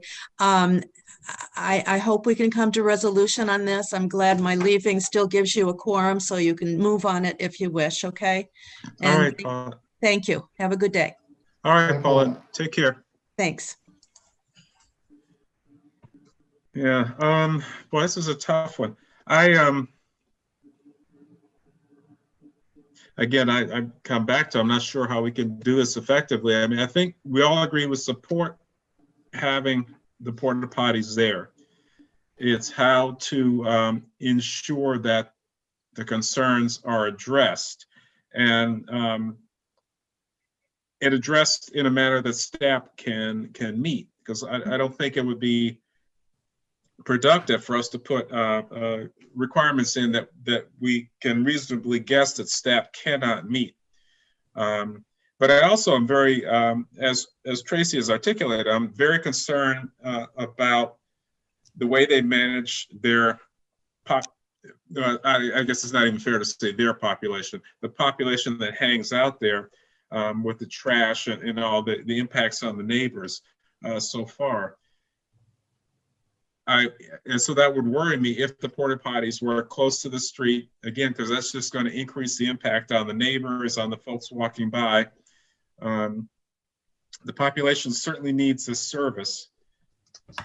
So I'm not sure, we have to figure, so perhaps we can pass the resolution, but put those conditions, contingent upon those conditions that have been articulated. I think Teresa said there's no one there, no staff working on the weekend. She's also said that they barely have any money to stay open. So I'm not sure how we can say 7 days a week when we know that it's not a condition they can meet. There's still unknown questions about the placement. Can they go in the back, either on staff's property, on the county's property? So can we pass the resolution, list these contingent items for them to meet, and then revisit this when we have more information next week? I'm not sure how, or even at the IURA board meeting in 2 weeks or whatever it is. Is there a way that they could make a presentation at the IURA board meeting and then it'd be passed then? I mean, because it feels like a thing where there would be an application, we would discuss it, we would hear from the person, or we would send them our questions. But since it's an emergency, it's happening differently, if I'm understanding it right. Okay, so I can reach out to staff. I can discuss with them. I can see when they might be available to do a presentation. I can't speak to whether or not they could do it at the IURA board meeting. I also don't know what else Nels has on the agenda for the IURA board meeting. I want to just clarify again that this request came to me through COC. I don't know if it's categorized as an emergency or not. The idea was, if we want to try to have something in place sooner rather than later for the winter months, it's, to Carl's point, you can table it. You can ask me to have staff come to the next NI meeting. You can, whatever your direction is, I'm here for you. I'm still in favor of tabling. Okay, I could agree with that. I mean, I do think that you want something more of a plan than just, it's not like they have a big front lawn, so it can be set back from the street and still be in front. All right, so we have a motion from Tracy to table the resolution. I could second that. Okay. Are we jeopardizing access to this funding if we table the resolution? No. I don't believe so, Fernando. There's Okay. still additional funding. Right. And I think it's fair to say we are in favor of doing something there, although I would prefer that it was at the county, as I've said. And, you know, I'd also like something on the commons, but that's a whole nother, we don't have to get into that right now. But yeah, in favor of doing something, but I want to know exactly what we're doing. Any further discussion? Sorry, that wasn't clear enough when I brought it forward. What? This But I'm proposal, sorry that was not clear enough when I I would brought say it this, forward to you. more specifically, I think this proposal needs to be accompanied by a design plan, which doesn't mean you got to hire an architect so much as give it some thought and put it on paper. This is Right. where it's going to be located. This is how the impacts are going to be on the neighbors, and a maintenance plan, something that says this is how we're going to take care of it. I think that would sort of answer the questions that Yes. have come up here, and I Yeah. think others may also have. Yes. Agreed. Okay, so all in favor of tabling the motion for funding for the porta potties until our December meeting? All in favor? Aye. Unanimous. All right. Well, thanks, Anissa. I know that was a lot of questions and concerns thrown at you, but do you feel that you've captured all the concerns? Yes, and the value of the YouTube recording is I can remind right. myself anytime. We are live. Okay. They're being recorded. Great. You can rewatch it for. Okay. In terms of our remaining items on our agenda, I think item C, the discussion on supporting Black businesses, we can move that until next month. I think the program updates, if we could probably go over that quickly, because I think that's important. And then the grant summary is pretty well straightforward, I think, even though it's chock full of information, and then the staff report. Do we agree on that? Job. Okay. All right, program updates. And there is a report.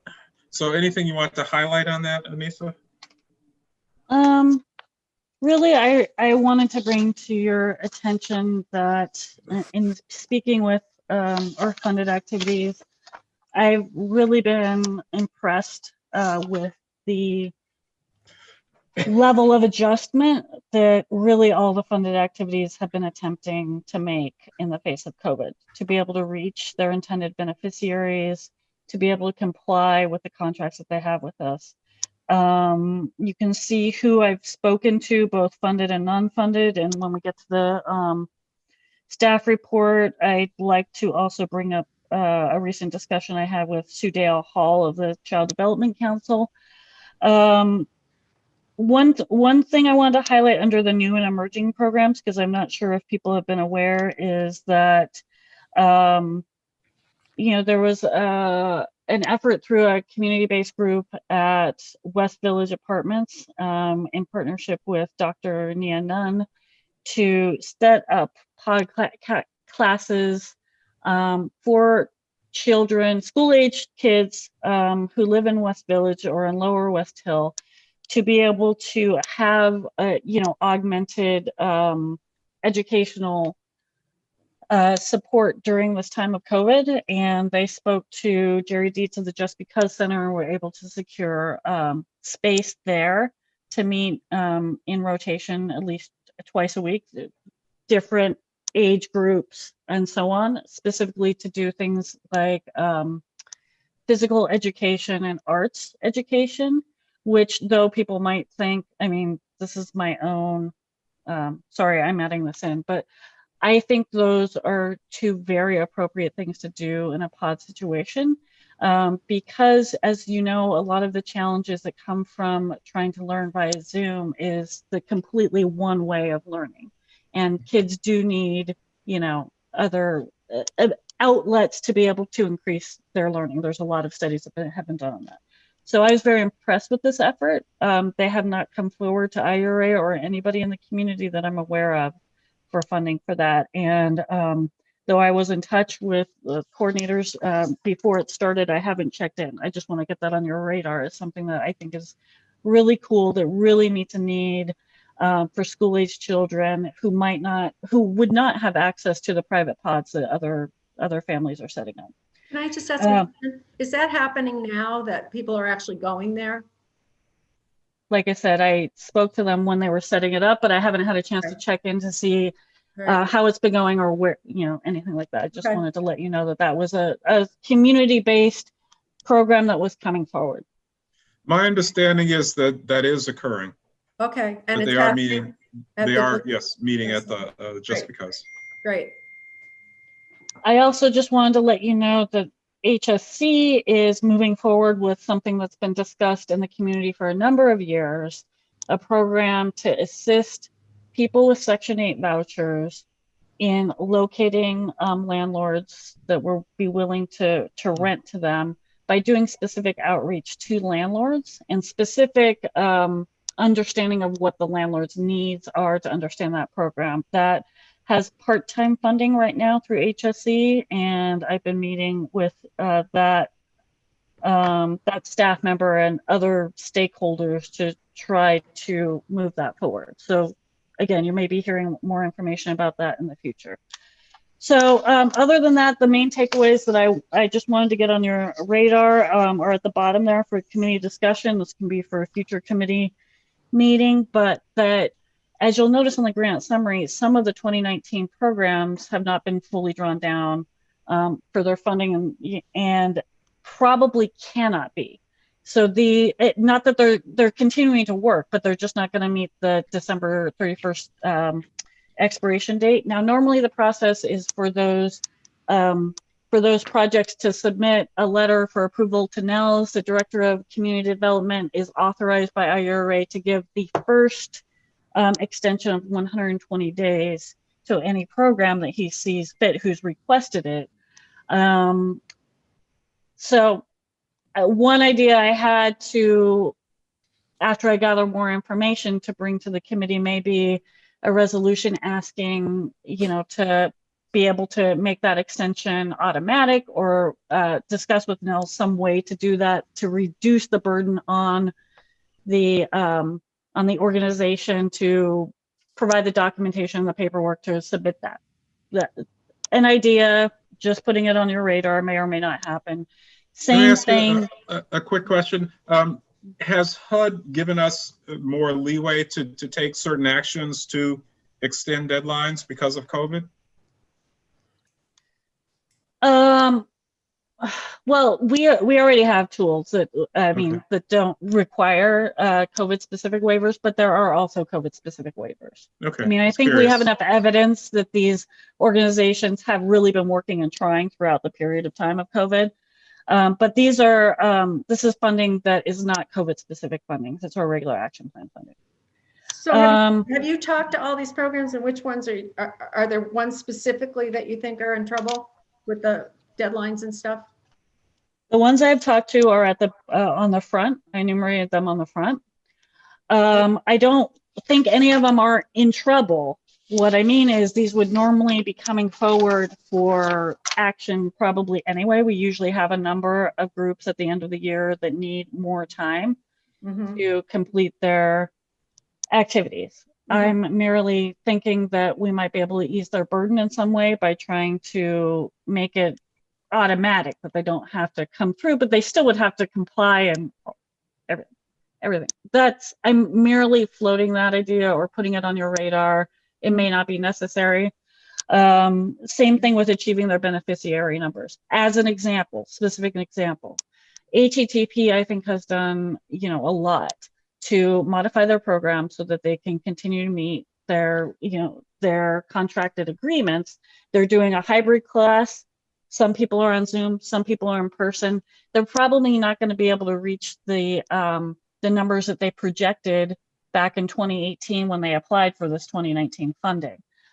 It may be they need an adjustment of a few people, as I anticipate many projects would need that. So I'm investigating with Charles and Nels a recommendation that we maybe bring forward. We do have to document each and every beneficiary, as you well know, to HUD. So we'll need to provide documentation to HUD to why not every, if they couldn't reach their contracted amount, why not? And the reason why not is COVID. So you may be seeing some future discussion about that.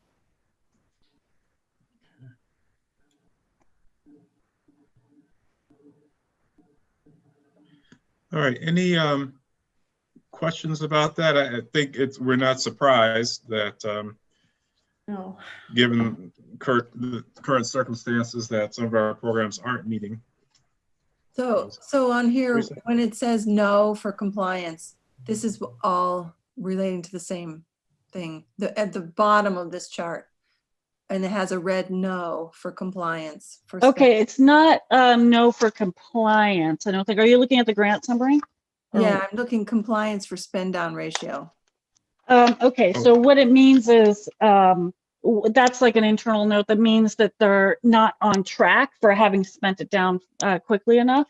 And that's all COVID stuff, the same thing you're talking about.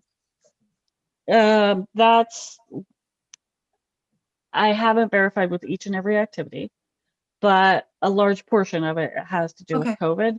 But Carl, back to your question, I'm sorry if I misunderstood initially. You may have been speaking about the spend down ratio. Has HUD issued a waiver for the spend down ratio? My remembrance is yes, but I need to specifically look into those regulations again because it might be for specific program years because of COVID. So I'll look into that specific issue. I'm sorry if I didn't understand that at first. No, you understood. I was asking just about not so much for our obligations, but the obligations of our fundees for us to be able to have greater flexibility in giving them leeway. But thanks. Yeah, and both questions are important. Yeah. Okay. Any other staff report, Anissa? Yes. So a couple things quickly. As I indicated, I spoke to Sue Dale Hall of the Child Development Council, and I will say that as I know this group has been concerned from the beginning about the child care infrastructure in our community, and Sue also has those concerns. As this committee is well aware, child care programs of any size are really driven by parent fees, the parents paying the fees to make the program go, and the child care providers are regulated as to how many staff that they have to have in place for, like, from the lowest number of students that they have to the highest number. So even if they have a minimum threshold of 5 students, they have to have the same staffing numbers as if they had 10 students. Does that part make sense? Okay. So if they're at the very lowest amount of their number of students, they may not be meeting their fixed costs.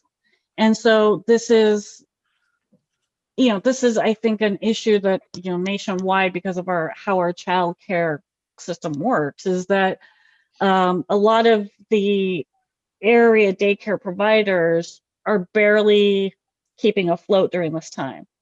So Sue and I had a discussion about that. She has some materials that she can share with this group. I don't know if the group is interested in understanding where she might see resources being well utilized if IURA identifies it as a need. I will say also, as another aspect of the staff report, that the city controller and the mayor, who's the chair of the IURA, are looking at ways to deploy CDBG-CB funding to be able to direct the funding to COVID-specific needs within city departments to enable programs to go forward.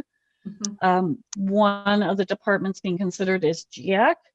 GIAC, I spoke to Leslyn the other day. Speaking of school age, I won't say childcare, but programming. Leslin really sees the need for them to restart the programming that they have available for school age kids, and the CDBG CV funding could be utilized to fund that. Again, GIAC is a place that I was very impressed with the number of ways that they've been able to pivot to continue to provide services, especially we spoke in depth about their senior program. Really impressive what they've done to be able to ensure that the seniors have the ability to connect via Zoom and still meet as a group via Zoom and deliver meals and things like that. And that's, to my mind, really impressive and above and beyond as far as trying to get some of the seniors the computer equipment they would need to do Zoom, and then orienting the seniors who may have never used a computer for Zoom to how to do that so that they could stay connected.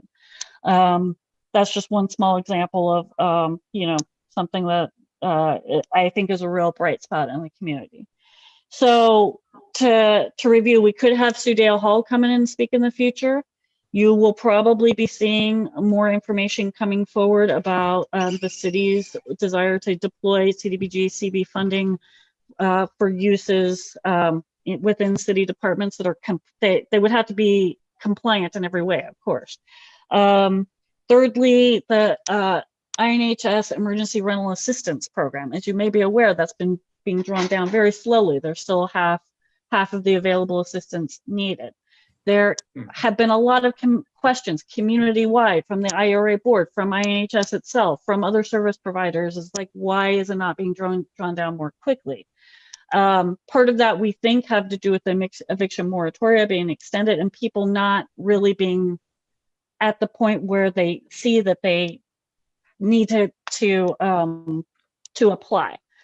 Also, we've heard that the paperwork requirements that the program has are just an initial front door barrier to some people.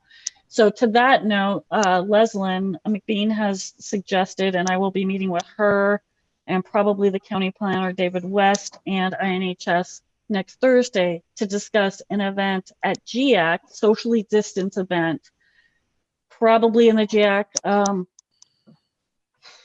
GIAC gym, with staff members from GIAC on like a teleconference with INHS staff members to try to help people through the process of applying for ERAP funding. Leslin herself talked to 5 community members that she helped navigate through. Not all 5 could qualify, but this really brought up to her the need for a navigator. So we're going to try to see that happen. I think that's extremely promising.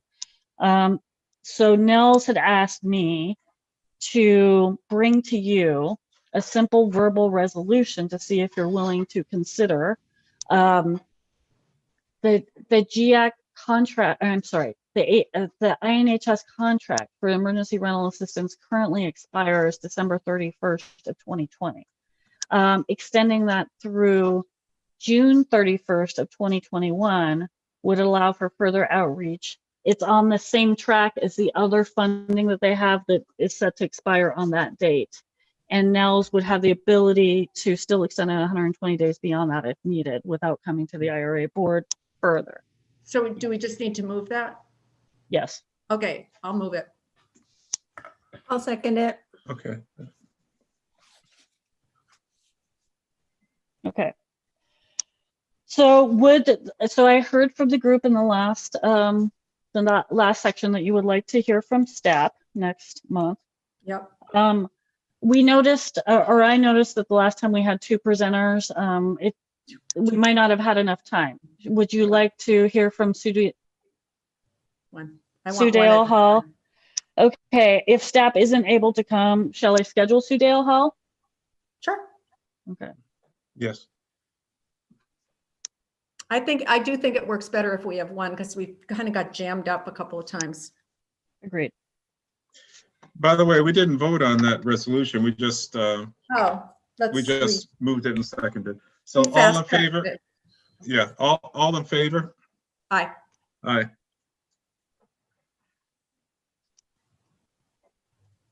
Okay. Finally, I'm beginning consultations for the action plan for 2021. I anticipate that it will be entirely online, just as actually we did last year. So that work has already begun, and I will have some community-wide events available on Zoom as I've done in the past, to be able to orient people to how HUD funds can be utilized. And I think that's all. Okay. Who else going over to see the new buildings? Me. I will be going at a different time. Please remember, I think you probably saw the email that Leslie, who'll be giving the tour, is coming directly from another meeting. So she won't be able probably to be there in advance if you just want to arrive right on time. Okay. It'll about take me that long once I walk over. Okay. So I was thinking then that she'll be there by 11. Yes, Okay, but not early. early. Yeah. Okay. Okay. And we're gonna meet, well, we'll just look for on the Cuga Street side, do we know, or? I believe on the Cuga Street side, but after this meeting, I will text Nels, who's also coming, Okay. and obviously Nels knows all of you and will be able to round you up. And Eric Rosario wanted to attend, but is unable to, and I'm going to be unable to attend today. So I've reached out to Leslie to see if I can set up another alternate date to view it. Okay. All right. Well, thank you, everyone. That was quite a full agenda. Thank you, Anissa, for bearing with us in those long discussions. All right. We will call our meeting. We'll adjourn. And I'll see some of you, or at least Tracy and Fernando, well, shortly, actually. It's 10:37. All right. Thanks, everyone. Have a great weekend. If I'll Thanks, see you. Carl. Bye-bye. Thanks, Anissa. Bye-bye. Okay. Goodbye Bye. now. Bye. All right. Let's see. Where's the meeting? Tracy, I think Charles made you the host, so you might have to What? log out. Yeah, I saw that happen. I think Yeah, I because saw there's that another. too. There's I thought another it was IURA wrong. meeting. Maybe Nels needed to use our Zoom. So I'm going to leave, and I know that Carl's going to leave, but until you leave, Oh, Tracy.